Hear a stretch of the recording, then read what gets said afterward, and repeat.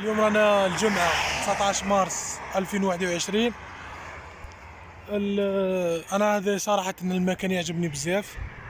لورونج هنايا كاينة هذيك القطعة اللي راها بالبني، هذيك كوروم تاع العنب، ما شاء الله دير عنب شباب.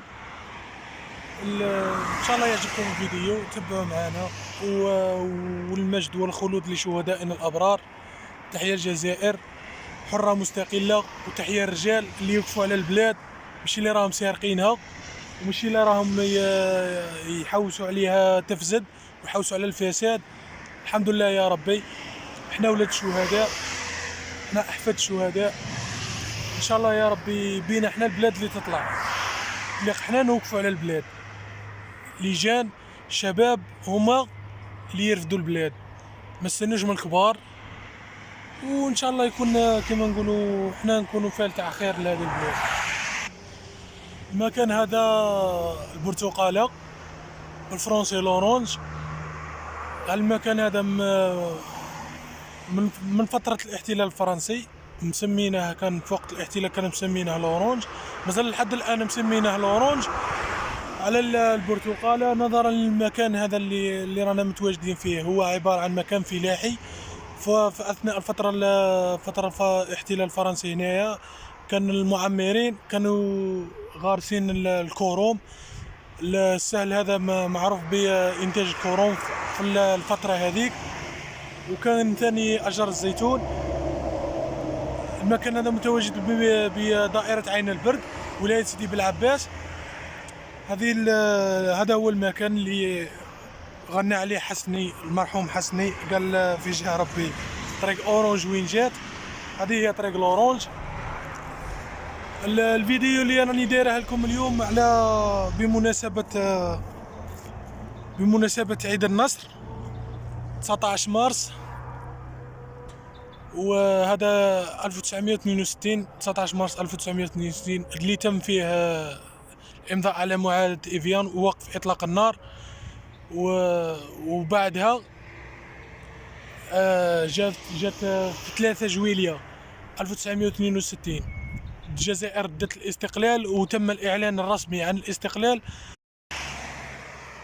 كما قلت لكم 5 جويلية 1962، لأن تم الاحتلال الجزائر في 5 جويلية 1830، لذلك تم الإعلان على الاستقلال في 5 جويلية حتى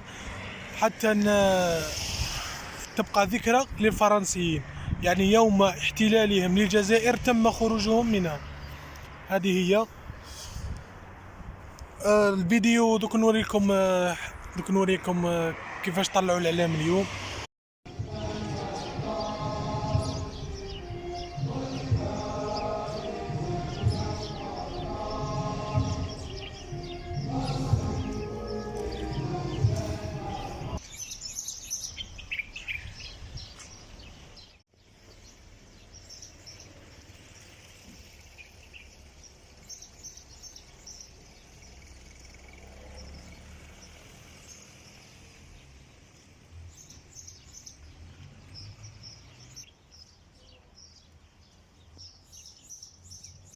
والشهداء عند ربهم، والشهيد يا إخواني أجره عظيم عند الله.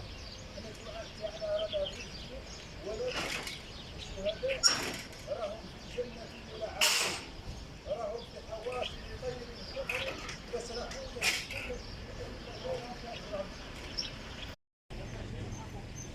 اللهم اجعل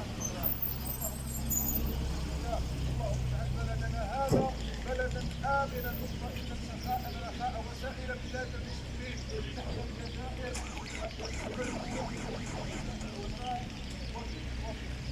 نقرأ فاتحة الكتاب والكتاب ترحم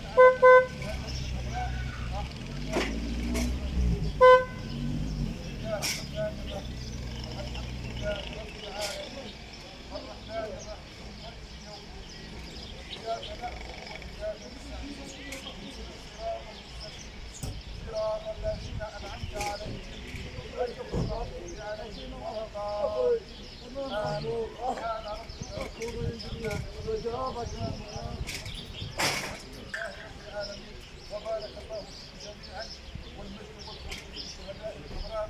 تحيا الجزائر، السلام عليكم. مجد والخلود لشهدائنا الابرار. الله يرحم شهدائنا.